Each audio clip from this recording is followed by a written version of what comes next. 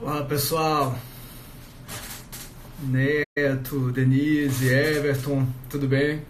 Hoje não vai ter nem música, né? Hoje foi tão corrido, tão em cima da hora, que não vai ter nem música. Deixa eu tentar ver se volta aqui. Patrícia, tudo bem Patrícia? Flaviane, Leto, Shirley, tudo bem? Patrícia de volta aí a Fortaleza. Pronto, o Spotify voltou aqui a funcionar. Então, uma musiquinha rapidinho enquanto nossos convidados chegam. Érica, Denise, tudo bem? Olha, lustre presença. Muito obrigado, pessoal. Muito obrigado. Deixa eu ver aqui.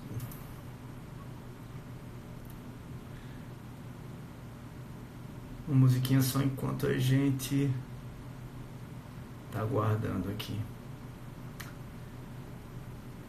Bio, grande Luciano, seja bem-vindo novamente. Mariane, meu amigo Murilo, vou logo trazer você aqui porque o tema hoje vai ser puxado. Né? A gente vai, possivelmente já tem muitas perguntas que chegaram, acho que a gente talvez nem consiga todas, nem consiga todas. Então não vou ter nem música hoje. Vamos logo começar a nossa DR. Hoje a DR vai ser complicada. Fabrício, Macedo, tudo bem? Roberta, tudo bem? Pera aí. Ah, Aê, Murilo, tudo bem, meu amigo? Perfeito, tudo bem, Rony? perfeito. Prazer estar aqui com você, cara. Tudo bem, meu amigo? Bom dia. Iluminação perfeita, tá melhor que a minha aí. Deve estar de frente aí para o lago, aí tá certo. A vista tá bacana aqui, viu? Poxa, meu amigo, seja muito bem-vindo. Olha, o Luciano está aqui, Júlia, nosso amigo Luciano Reis, professor de licitações, grande advogado lá do Paraná, de Curitiba, grande professor também, está aqui. Verdade. Vários, vários amigos, alunos, professores que vão estar participando dessa nossa DR. Hoje é um tema, nós temos um tema bem interessante, bem polêmico, bem atual, que foi a mudança, o novo decreto do pregão eletrônico. Eu agradeço muito a sua presença, meu amigo. O professor Murilo. É uma honra estar aqui, viu? Ah, meu amigo, a honra é minha. Muito obrigado mesmo por separar um tempo aí na sua agenda para estar conosco. Para aqueles que não conhecem, o professor Murilo Jacobi é reconhecido professor na área de licitações e contratos, sócio do escritório Jacobi Fernandes, advogado com alta experiência em atuação, notadamente em ações relacionadas ao Tribunal de Contas da União, né? E também coordenador conosco da pós-graduação em licitações e contratos em Recife do CERS. Né? E em breve em Fortaleza também, né, Murilo? Já já. Ah, em breve em Fortaleza, é verdade, é verdade. Devemos lançar aí nas próximas semanas. Exato, exatamente. Já me ligaram, sei que você vai ter uma palestra lá de lançamento. Muito bom, cara. Ótimo. Ótimo, Isso. ótimo. Estamos organizando. Então, como introdução, normalmente eu começo com uma musicazinha e tal, mas hoje foi muito corrido, subi já em cima da hora. E eu sei que a gente já tem muitas perguntas que chegaram que eu vou ter que passar para você. Então, vai sem música mesmo, vamos já iniciando. O tema será o novo decreto do pregão eletrônico, foi publicado ontem. Né? Eu estava, entre amigos, eu já o chamava de decreto tântrico, né?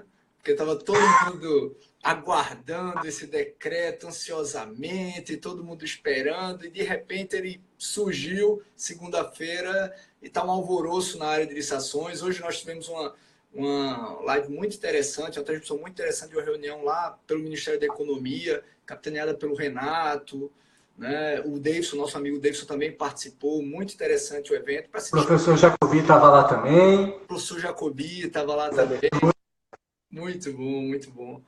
É, além dos predicados, todos os predicados que eu já falei do Murilo, o Murilo também é filho do professor Jacobi, né? O professor Jacobi. Pois é. Dizem que é as melhores qualidades. Não, mais uma de suas grandes qualidades, meu amigo. Pois bem, para todos, obviamente esse é um tema muito relevante. Obviamente a gente não vai conseguir, o Instagram tem um tempo limitado para a nossa live, o máximo que nós vamos poder chegar é mais ou menos 50 minutos, uma hora. Então, não vai ser, obviamente, possível tratar sobre todos os temas desse novo pregão. O pessoal da SEGES, do Ministério da Economia, está de parabéns porque conseguiu avançar em vários pontos interessantes relacionados ao pregão. Pontos relacionados, por exemplo, à antecipação da habilitação, orçamento sigiloso, a possibilidade de termos mais de um modo de disputa, né? Aberto, fechado e aberto. Então, há várias demandas, há várias queixas apresentadas pelo pessoal da ponta, pelo pessoal da área jurídica, por nós professores. Realmente o Ministério da Economia conseguiu dar algumas respostas. Mas como qualquer novidade, qualquer inovação, pululam dúvidas, pululam questionamentos acerca disso, e eu vejo muita preocupação, sobretudo, em relação aos municípios. Tá?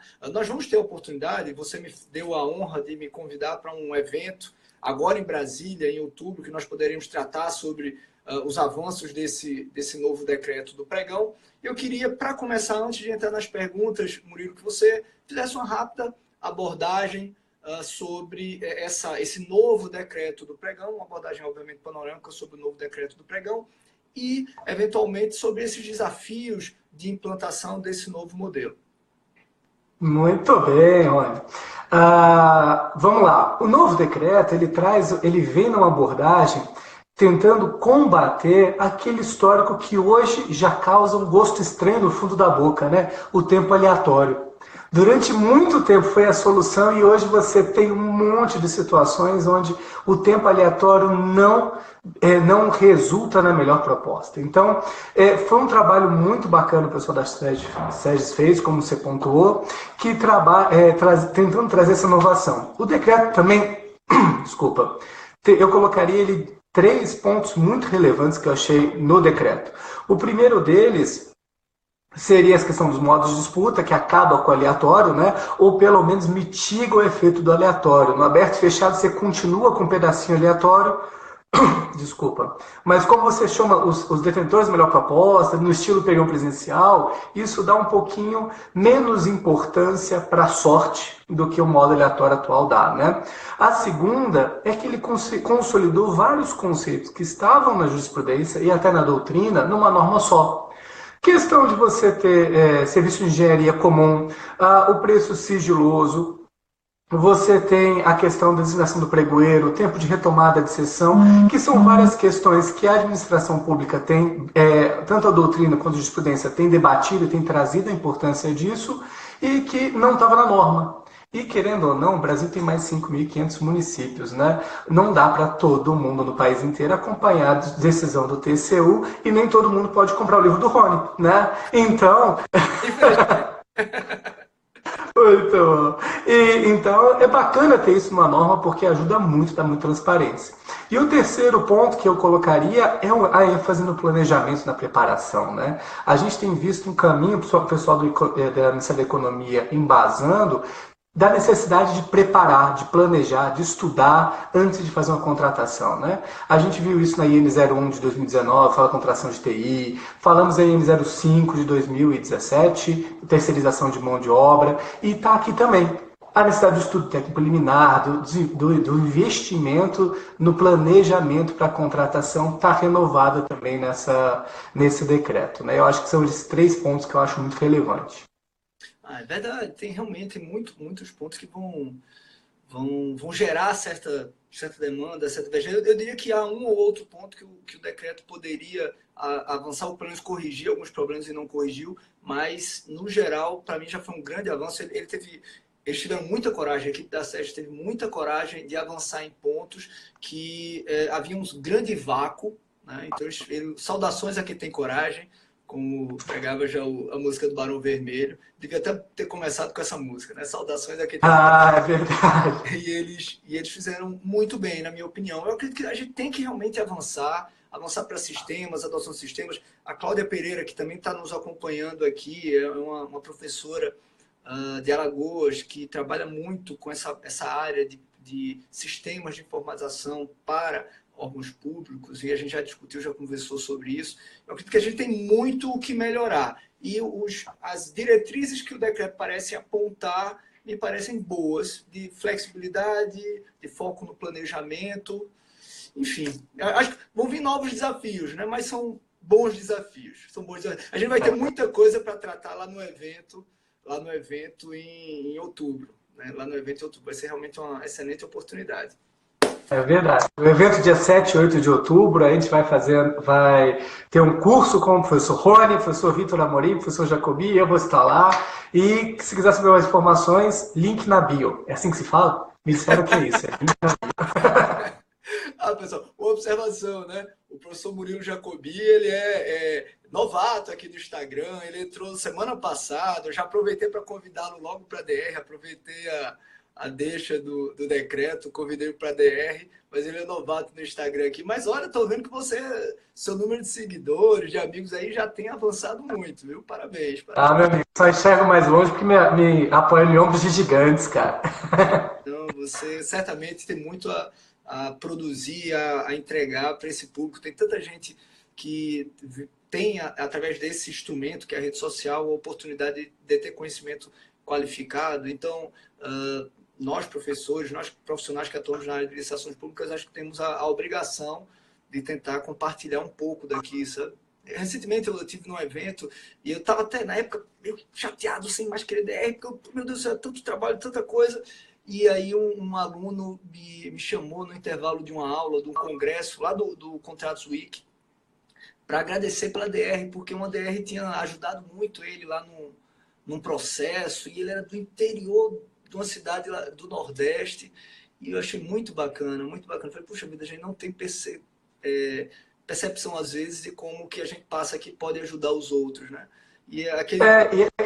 E a rede social aproxima, né? Facilita esse nosso contato, porque você vê, a geração do meu pai falava com o gestor através dos livros, né? Uma comunicação muito mais lenta, muito mais demorada, né? Hoje a gente tem essa facilidade. Então se prepare para passar boas informações. Eu tenho certeza que você tem muito a dar para todos nós aqui. Mas... A barra não, a pressão fica grande. E vamos para o que o pessoal está querendo. Né? Reitero aos nossos ouvintes aqui, nós vamos priorizar as perguntas enviadas pelo site, tá? Vamos priorizar as perguntas. Quem quiser mandar pergunta aqui no chat, pode enviar. Se for possível, a gente tenta responder ainda no tempo, mas a prioridade vão ser as perguntas enviadas pelo site. Quero aproveitar também, público, para pedir desculpas, porque eu não tenho conseguido responder o tanto de pergunta que me chega pela rede social, notadamente Instagram, Facebook, Twitter. É humanamente impossível, então peço muito desculpas à grande maioria que eu não consigo responder. Realmente é humanamente impossível, mesmo dedicando às vezes um pedaço do fim de semana para isso, à noite não tem jeito. Tá? Então vamos lá, a primeira pergunta que enviou foi a Viviane Masfone, Viviane que é gestora, né? Qualificada gestora lá do Rio Grande do Sul. Gestora estadual, ela é do estado do Rio Grande do Sul, não é federal nem municipal. A obrigatoriedade de uso do pregão eletrônico, conforme definido no decreto, abrangeria regras específicas, como a inclusão de sanções no SICAF? Olha, essa é uma pergunta bacana, Interessante, realmente.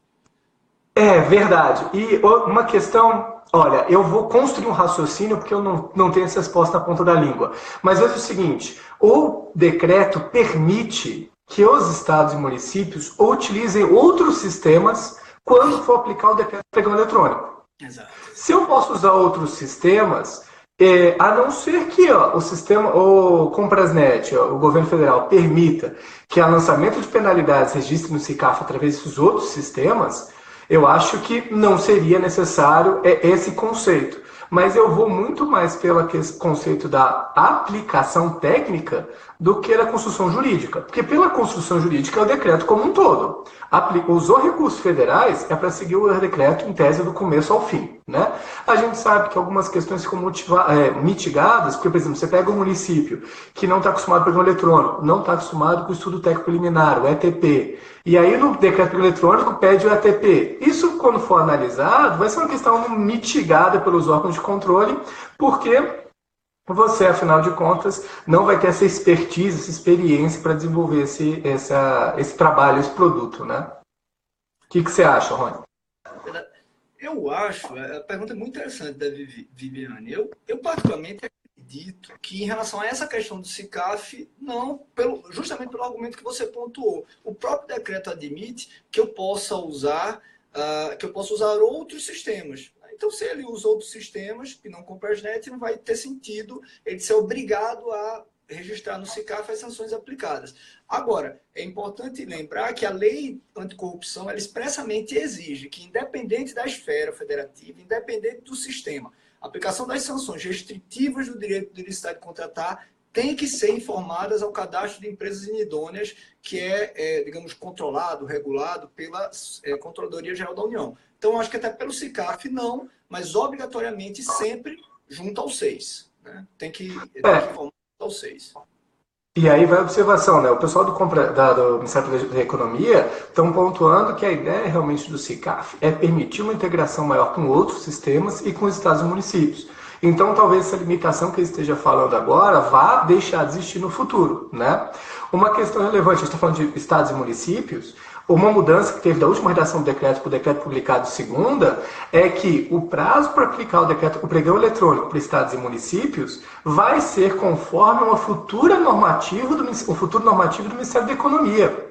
Então, diferente que para a esfera federal é obrigatório a partir do dia 28 de outubro e não tem discussão, nos estados e municípios fica pendente um novo normativo do Ministério da Economia. E me parece que a ideia é eles deixarem a esfera federal testarem o sistema, usarem o sistema para começar a trazer a migração dos estados e municípios para essa interação. Né? Eu acho que essa é uma dificuldade que eles estão bem atentos em relação a isso. Tem perguntas em relação a essa questão do uso para os municípios. Antes de passar para elas, eu gostaria de tocar num ponto que você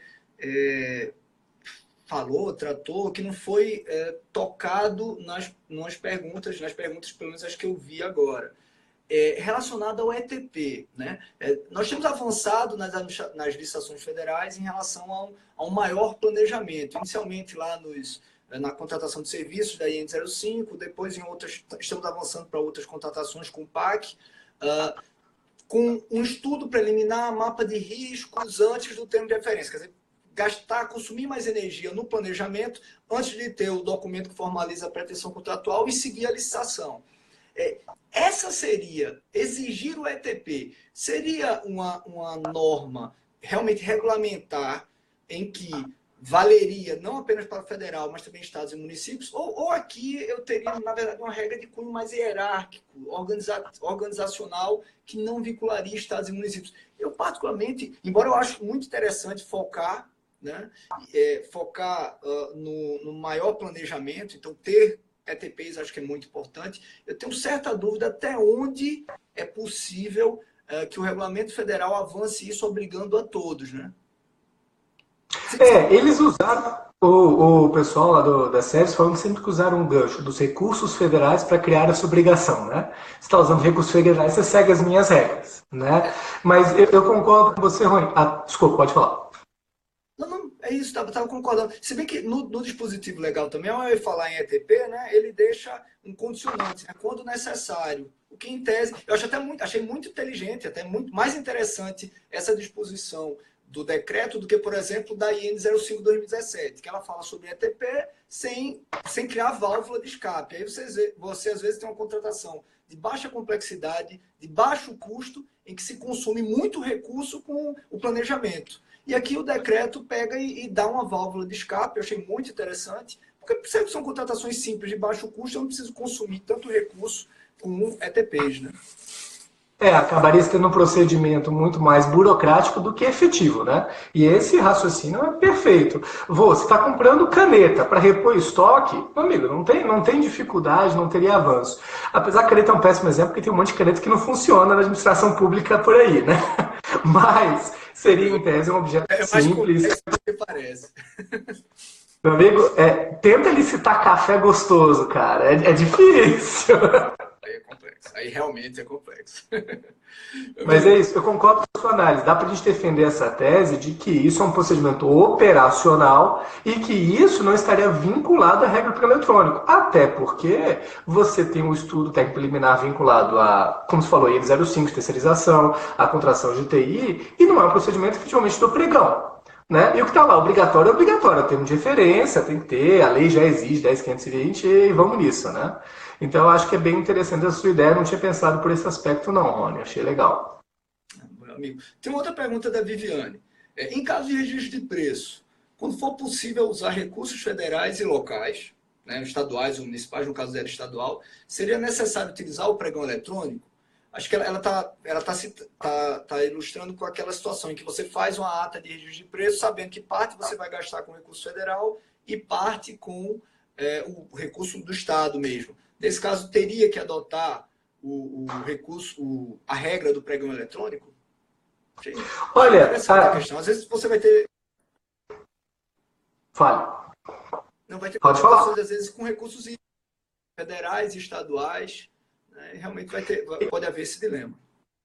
E veja, eu acho que aí a falta de experiência minha, especificamente sobre o contrato de repasse. Porque quando você recebe convênio, você tem um programa próprio em geral e você não consegue usar recursos estaduais, municipais no registro de preço nesse contexto. E a Estado recebendo convênio vai seguir o pregão eletrônico. Você tem a figura, são só esses dois pontos que ele fala, né? É transferência de recurso mediante convênio ou contrato de repasse.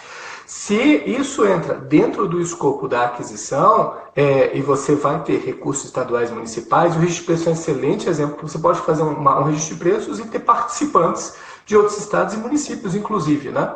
A minha ideia é que o referencial passa a ser, sim, o decreto do pregão eletrônico.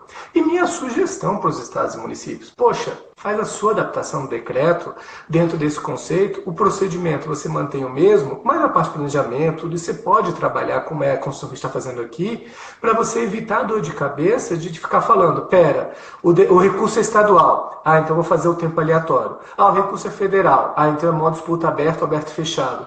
Isso vira uma loucura, tanto para o pregoeiro, quanto para o gestor, quanto para o licitante. Que ele não sabe se depois do aleatório vai ter proposta fechada ou se está no aleatório mesmo. Então eu vejo que a melhor saída para a construção dos estados e municípios é realmente começar a fazer a sua norma, adaptar a sua norma para seguir essa linha. É lógico que tem muitos estados, muitos municípios que a utilização do pregão eletrônico é dificultosa, né? É difícil você ter uma internet, o mercado local não está preparado para realizar um pregão eletrônico, mas você não vai seguir um pregão eletrônico, você vai fazer um pregão presencial, que tem o seu decreto próprio, que na esfera federal já é dividido, né? O decreto do pregão presencial e o decreto do pregão eletrônico, e vai seguir suas próprias normas. Mas aí você tem lugares diferentes para você ter procedimentos diferentes, né? Então eu acho que se você está falando em pregão eletrônico, para municípios, para estados, olha, praticamente copia e cola, adapta o decreto para a sua realidade, para você não ter essa loucura de fiz o pregão depois que eu vi que tinha recurso federal, era convênio, esqueci. Né? Isso é uma dor de cabeça. Eu vejo... Desculpa, pode falar, Rony. Estou monopolizando. Pode até gerar um problema depois para a prestação de contas de convênio. Né? Em tese, os estados e municípios têm sua autonomia administrativa, mas o grande problema pode ser na prestação de contas do convênio, às vezes o órgão conveniente ou anticonveniente questionar por que não foi respeitado o decreto com a utilização do pregão eletrônico. Nesses casos que tem recursos híbridos, acho que é mais seguro realmente realizar o pregão eletrônico, a não ser que exista uma daquelas hipóteses de ressalva que o próprio decreto federal admite. Né? Uma das perguntas, a próxima pergunta, inclusive, é sobre isso, né? A do Dionis Leal.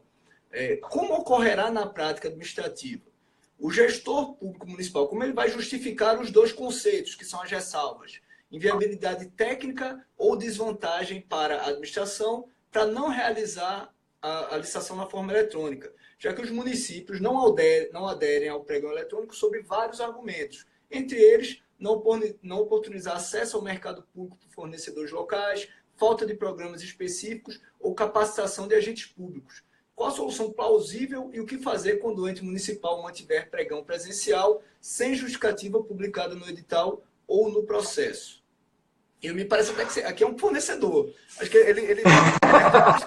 Muito bem. A gente tem essa pergunta ela tem 3 nichos que precisam ser tratados bem diferentes. A primeira questão é a justificativa. Amigo, você, gestor de município de estado, não usa a mesma justificativa para tudo. Cara. A justificativa técnica, ok, seu estado, seu município não tem internet eficiente para fazer pregão. Ok, mas então fala lá, daqui 6 meses você vai reavaliar para saber se a infraestrutura de internet melhorou para fazer pregão agora. Então não se acomode com a justificativa, porque é aí que o professor Davidson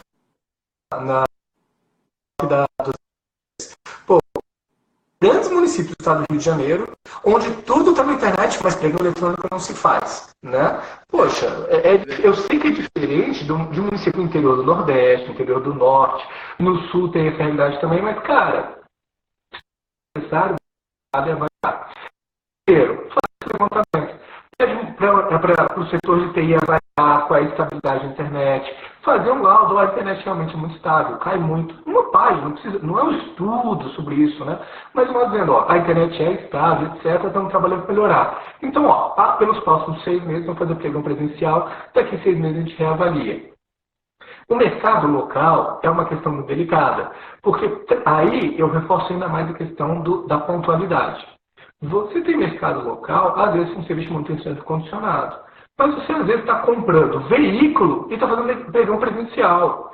Né? Você está fazendo uma licitação de medicamentos no valor de 4 milhões de medicamentos e você está fazendo licitação presencial para incentivar o mercado local. Desculpa, me parece incompatível. Né?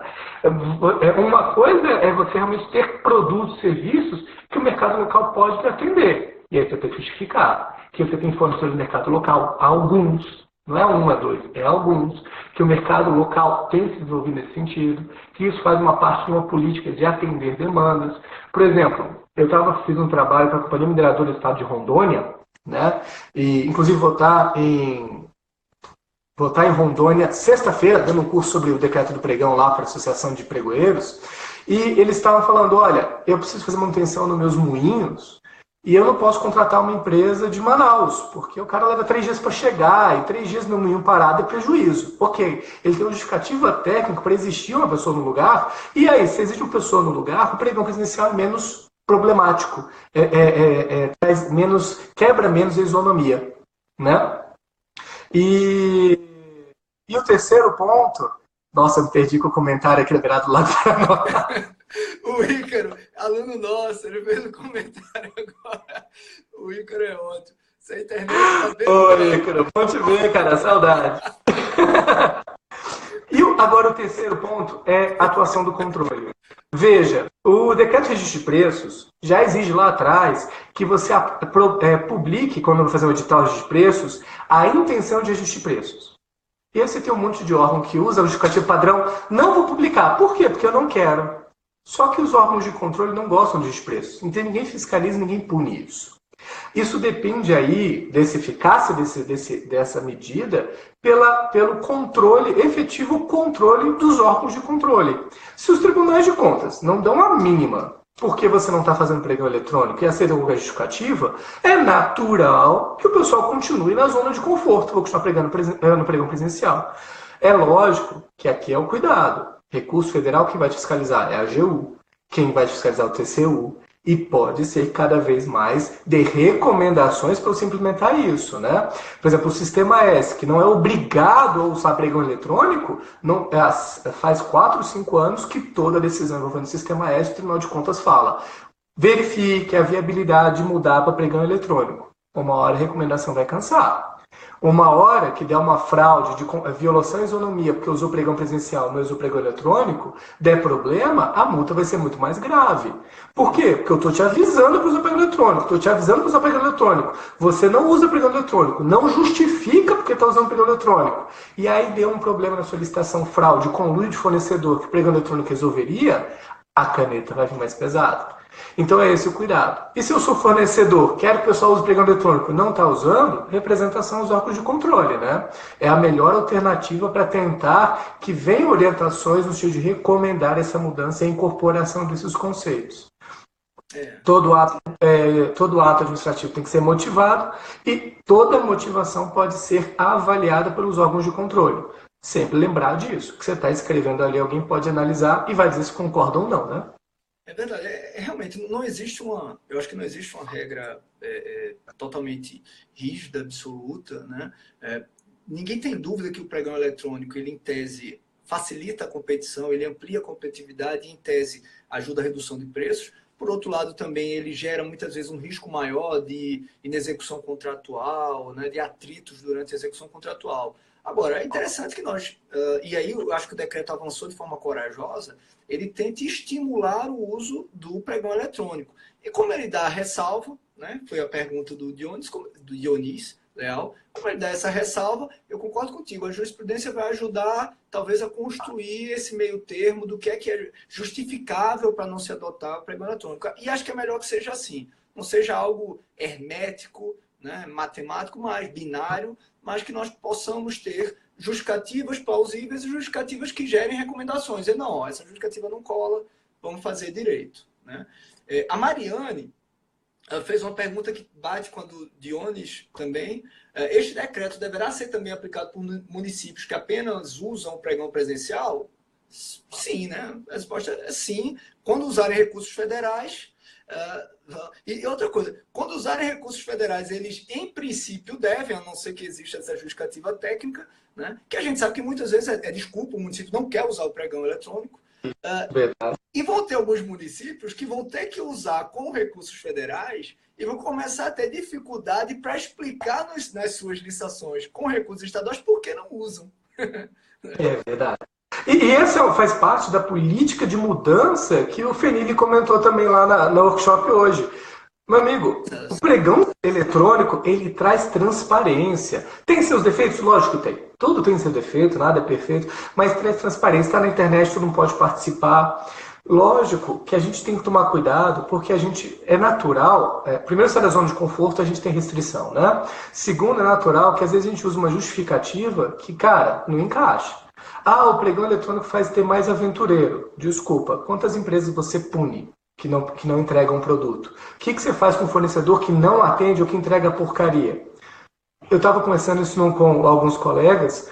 Meu amigo, se eu sou fornecedor de caneta, eu entrego caneta que não escreve, e você faz o seguinte, poxa, essa não escreve, joga fora e pede mais uma, eu ia combinar com o fabricante, você me manda todas as canetas que não escrevem que eu vou entregar para o órgão público, cara. Afinal, você está pagando, você não devolve, você não me pune. Minha função é tentar ganhar dinheiro. Lógico, você tem empresas preocupadas com essa questão, mas se você não tem essa punição, você não vai mudar o mercado. E aí falar, o pregão eletrônico é o problema disso? Desculpa, não é. E a mesma questão, eu quero desenvolver a economia local. Legal, tá aí a Lei Complementar 123, tá aí o Sebrae para ajudar a trabalhar junto, desenvolver normas. Estava discutindo hoje com o pessoal aqui no grupo do WhatsApp, né, dos pregoeiros aqui federais, o pessoal falando, a lei complementar deixa pagar até 10% mais caro, a lei 123, mas o decreto falou que é desempate. O decreto federal, no seu estado, no seu município, você pode pagar mais caro. Lógico, se você pegar da sua cabeça e falar que vai pagar 10% mais caro, você vai ter dor de cabeça. Mas chama o Sebrae para ajudar a estudar quanto do simples, por tipo de produto, fica com o município, com o estado. Para você mostrar matematicamente que vale a pena eu pagar mais 3%, 2% mais caro para um fornecedor do meu município, porque esse dinheiro retorna em imposto, retorna em emprego, retorna de diversos modos. E a lei autoriza até 10%, né? Eu concordo com você. A lei não deixa claro que precisa ser uma espécie de desempate ficto. O decreto federal fez essa opção. O decreto federal que regulamentou a lei completar 123. O decreto estadual municipal pode tratar a margem de preferência, a prioridade de contratação, como uma espécie de margem de preferência, permitindo 10% de diferença de valor. Inclusive, há regulamentações nisso, nós conversamos sobre isso em relação ao Instituto Protege também, que atua nessa área de regulamentação. É possível fazer isso. E 10%. Além do reduzido custo de entrega, já que é um fornecedor que está próximo do local onde o serviço tem que ser prestado, o bem tem que ser entregue, é uma grande vantagem competitiva. Né? A gente não pode justificar também a utilização, um teórico benefício ao fornecedor local para comprar 40% mais caro, 35% mais caro, isso não é justificável. Em princípio, isso não é justificável. Né? Olha, tem uma outra pergunta, né? Então, Mariane, é mais ou menos isso, né? Vocês, em tese, vão ter com recursos federais e há uma tendência de que seja demonstrada a vantagem do uso do pregão eletrônico para quem está acostumado com o pregão presencial. Isso certamente vai gerar, eu sempre digo para os nossos alunos, isso vai gerar um grande mercado. Muitos dos nossos alunos trabalham com assessoramento jurídico a prefeituras no interior, né? Ou atuam assessorando, como é o caso do Ícaro, ou atuam também Marla, tantos outros, Railson, ou atuam assessorando empresas, e certamente isso vai expandir muito o mercado de assessoramento, de consultoria, seja o setor público, seja o setor privado, porque eu acredito que os municípios que não usavam o pregão eletrônico vão ter que começar a usar, vão começar a usar. O Rubem fez uma pergunta, também nosso aluno, né? Como o novo decreto impacta as estatais regidas pela Lei 13.303 de 2016? Esse já é um tema mais... Legal. Isso é muito bacana, porque a gente tem a oportunidade de discutir com as pessoas e aí, parafraseando um grande amigo meu, solta a poita, né? Para de usar 866 como referência se você é de estatal. E aí, o decreto veio uma vibe muito bacana dizendo, você usa no que for compatível com o seu regulamento. Lógico, você está usando tempo aleatório, muda para uma disputa aberta, aberto e fechado, que é sucesso, cara. Vai ficar muito bacana a sua licitação, vai ficar mais econômico, vai ficar mais ágil, mais transparente, é muito legal. Mas você pode estruturar isso dentro de toda a sua metodologia de regulamentação. Você vai trabalhar nesse contexto no que está compatível com o seu regulamento. Olha, na sua estatal você não usa ETP porque você tem um plano anual de contratação. Na sua estatal você tem a participação, o pregoeiro é apoiado na equipe de apoio que é terceirizada, porque no seu regulamento você colocou isso. Pronto, você pode fazer isso porque o seu regulamento permite. Não se deixe ficar preso na 8666, porque senão você tem o pior dos dois mundos. Você tem uma lei nova, a Lei 303, e onde ela dá espaço para você construir inovações, para você flexibilizar, você vai pegar a lei mais dura, mais inflexível de todas, que é a 8666. Então você vai pegar a novidade, que quase ninguém sabe ainda, que o pessoal está lutando para escrever, que tem obras como o professor Rony Charles escreveu sobre leis estatais, junto com o Davidson, que estão brigando para descobrir como se faz o novo, e em vez de você ter uma novidade e vamos adaptar isso, você pega e emenda com o velho. E aí daqui a pouco está o pessoal do Tribunal de Contas querendo aplicar preceitos de 8666 na lei das estatais. Aí, meu amigo, senta e chora, porque se isso acontecer, as estatais vão perder essa grande janela que elas ganharam agora. E, olha, o governo federal está falando de privatizar. Privatizar por quê? Porque tem muita estatal que não é competitiva, que não dá retorno, que não produz. E não produz por quê? Porque tem 8666. Opa, não tem mais 8666. Tem muita coisa, muito espaço na Lei 303 para fazer, muita coisa para fazer, muita coisa para trabalhar, muita liberdade de funcionar. Então, usa no pregão, no que é relevante. Vai usar o modo disputa, que é legal, que é bacana, que eu acho que é moderno. Eu acho que é um grande sucesso os modos disputa, né? Um prazo maior de impugnação, né? Na verdade, para responder impugnação, né? Um momento de habilitação, tudo isso é muito bacana. Mas pega o seu pedaço e leva para você, né? Não se amarra no resto, né? Apesar que aqui entre nós eu acho o decreto sensacional. Se você quiser copiar e colar, eu acho que não você perder muita coisa, não. Eu gostei muito, o pessoal, repito, o da Sérgio trabalhou muito bem, né? O nosso amigo Davidson está até aí, o Davidson entrou na nossa live, também colaborou muito com o Renato e com a equipe, o pessoal realmente fez um trabalho fantástico. Vou seguir com as perguntas aqui, senão não dá tempo, lembrando que daqui a pouquinho, né, o Instagram corta nosso tempo. Angelina, aluna nossa também, lá de Brasília, servidora pública de Brasília, muito qualificada, faz parte lá do grupo da ENAP também.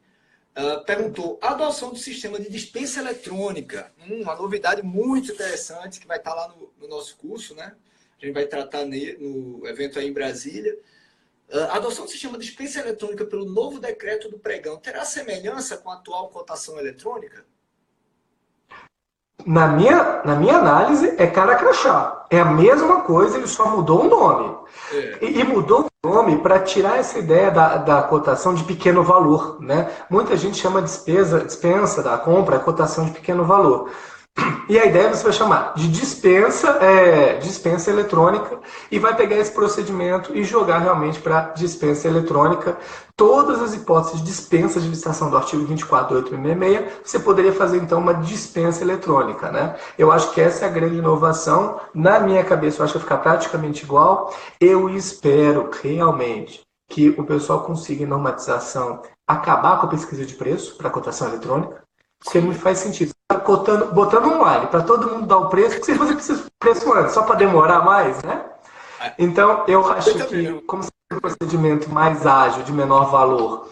Eu acho que isso é muito bacana, vai depender de uma norma posterior da SEGES, né, para a gente ver isso, mas para mim é a mesmo procedimento, eu só vou permitir agora para todo tipo de dispensa. E voltando à pergunta anterior, permitiria até para as estatais, nas hipóteses de dispensas estatais, se eu quisesse incorporar essa dispensa eletrônica, como está expressamente previsto para o terceiro artigo 1º aí do decreto 10.024. Não, é muito interessante. Essa dispensa eletrônica, eu concordo contigo, talvez seja a grande soltada depois do decreto, né? Achei muito interessante, né? Imagino aí a criação de uma plataforma eletrônica em que a administração possa, ao invés de criar todo um processo instrumental, mas não apenas as dispensas de pequeno valor, né? Você foi muito feliz. O inciso 3 fala de outras hipóteses de dispensa, para que você tenha essa plataforma de preços, né? Com sondagem desses preços e já possa mitigar, reduzir muito o processo, a tramitação do processo burocrático. Eu achei uma ideia muito interessante, a cotação já era uma ideia muito interessante e realmente a dispensa eletrônica é a mesma coisa ampliada, né? A mesma coisa ampliada, muito interessante. Eu só corrigi aí, Rony, eu falei o parágrafo errado, artigo 1º, parágrafo 2º, que fala das estatais, tá? Só porque eu falei mais errado. Tranquilo. A Juliana Fernandes perguntou: todas as estatais federais terão que adotar o sistema com o Presnet? Acho que não, né? Juliana, não, isso não tá. O decreto deixa claro que você pode usar qualquer sistema desde que seja integrado com o sistema do governo federal, tá certo? Então, eu acho que é justamente uma ideia, e que isso foi muito trabalhado na época nas audiências públicas, que o Compresnet não dá conta de atender o país inteiro. Ok? E nem é interessante porque imagine cada estatal pode ter sua regra própria, seu limite de dispensa próprio, né, para adequar a sua realidade. E aí, não poderia deixar de falar, tem um cliente que trabalha com isso lá na região sul e está expandindo o país inteiro, portal de compras públicas. A gente dá assessoria jurídica para eles e é um portal que, olha, foi o primeiro sistema do país a se adaptar à lei das estatais. Hoje, se quer fazer modo disputa aberta leis estatais, você usa o RDC no Comprasnet, você mascara de RDC. Mas a estatal pode quase tudo no seu regulamento, né? Ela pode ter uma liberdade muito grande de procedimentos. Então, procure o sistema que melhor se adequa à sua realidade.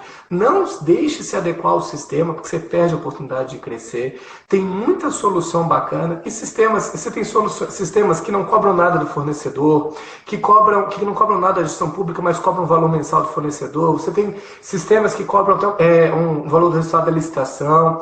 Esse assunto tem sido tratado por vários tribunais de contas. O TCE do Rio Grande do Sul tem uma consulta muito legal falando o que ele acha razoável de remuneração de um sistema desses, principalmente considerando que você tem um Banco do Brasil que cobra valor de fornecedor e cobra valor do órgão licitante. Então, avalie isso, estude isso para você buscar a melhor ferramenta que você poderia ter. Porque não adianta esse regulamento ser inovador e você ficar usando o Comprasnet que te trava um monte de coisa. Você não faz dispensa eletrônica agora, né? Numa dispensa de R$45 mil no Comprasnet. Por quê? Porque ele é voltado para a administração pública. Falando 17.600 para aquisição, né?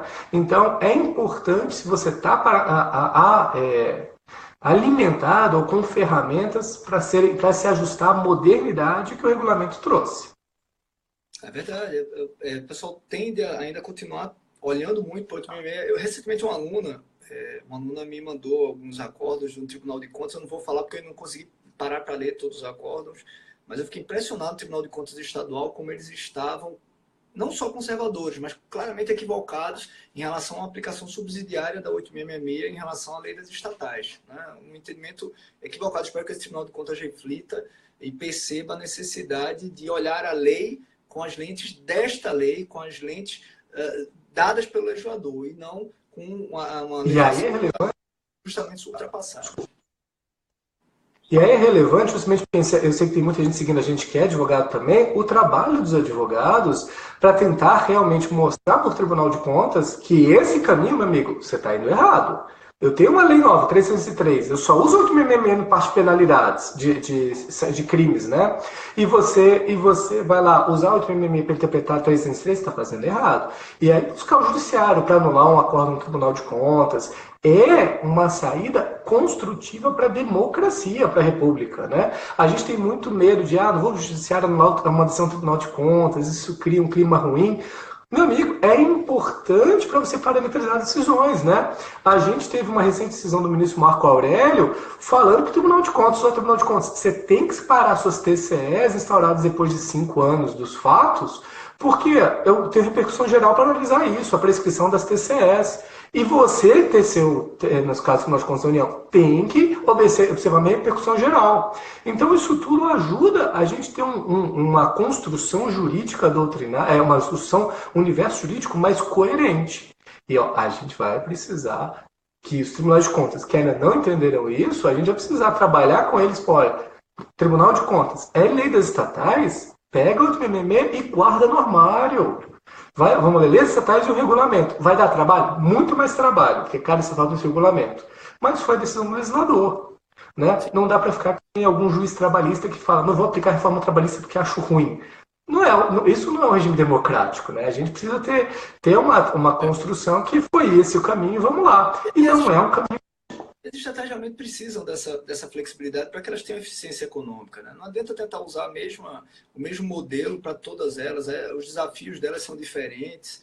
Né? Então, realmente, ser conservador nisso é pensar muito mais na sua atuação lá enquanto órgão de controle e não na eficiência do jurisdicionado, das estatais, que acaba repercutindo possivelmente para toda a sociedade. Né? Eu espero que eles mudem. Eu concordo contigo, a advocacia tanto a advocacia de Estado, a advocacia da estatal, a advocacia privada são elementos fundamentais para ajudar a aperfeiçoar o nosso ordenamento. Eu estive conversando com algumas pessoas, até o professor Jacobi também, com vocês têm optado por essa estratégia, às vezes, de, entre aspas, um enfrentamento judicial para colocar, às vezes, determinados temas na pauta judicial e a gente, eventualmente, invalidar algum raciocínio que destoe da legalidade, né, ou destoe do que a nossa legislação, o nosso ordenamento aponta. Né? Os órgãos de controle, normalmente, no Brasil, evoluíram muito, e eu diria que evoluíram muito mais do que o resto da administração pública, mas, obviamente, como qualquer outro órgão,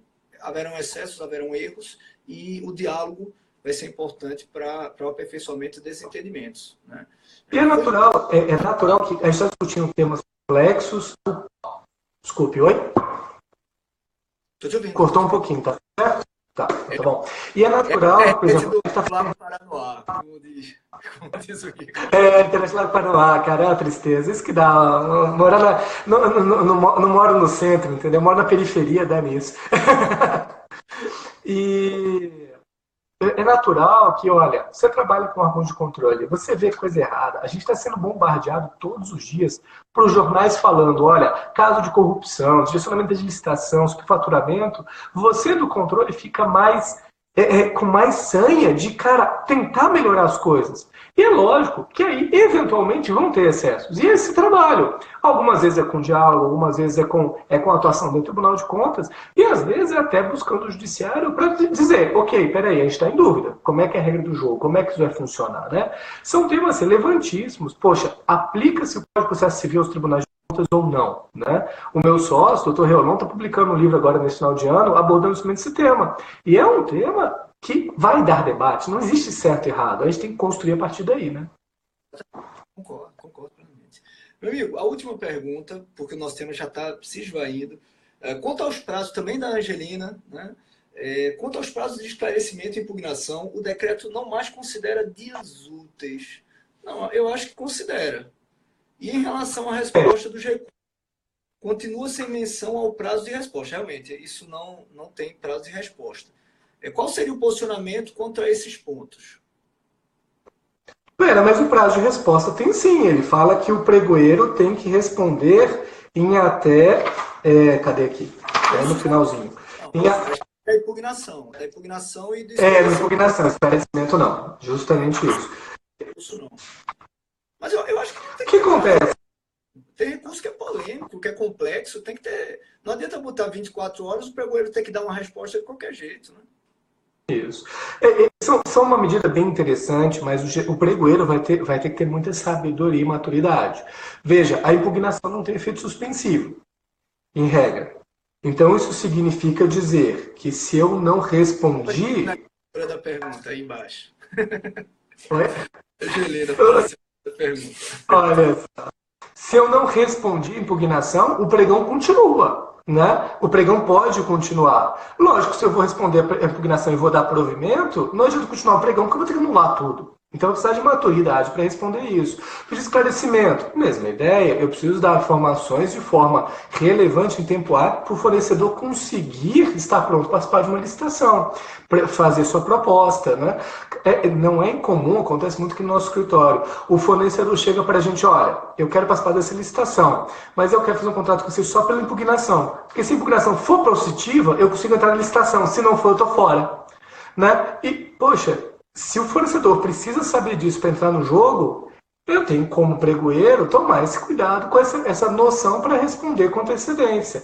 Eu sei que o pregoeiro sofre muita pressão porque essa impugnação 3 dias antes agora, né, tem que mandar para a área técnica, porque às vezes pergunta do projeto impugnação projeto básico, que é do termo de diferença, que ele não fez, ele não conhece, não domina, o pessoal do termo de diferença senta em cima e o negócio fica todo atravancado, né?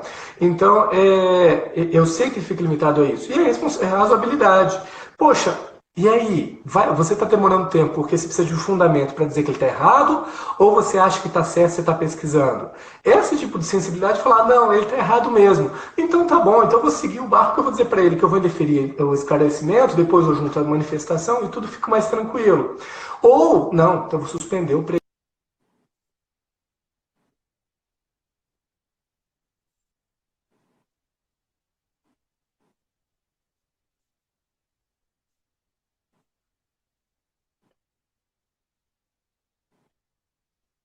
Botou um pouquinho agora a tua internet. Ficou travando tua imagem e a voz está Opa, cortada. mas o áudio saiu? Isso. Tô falando, cara, a internet lá no Paraná é triste.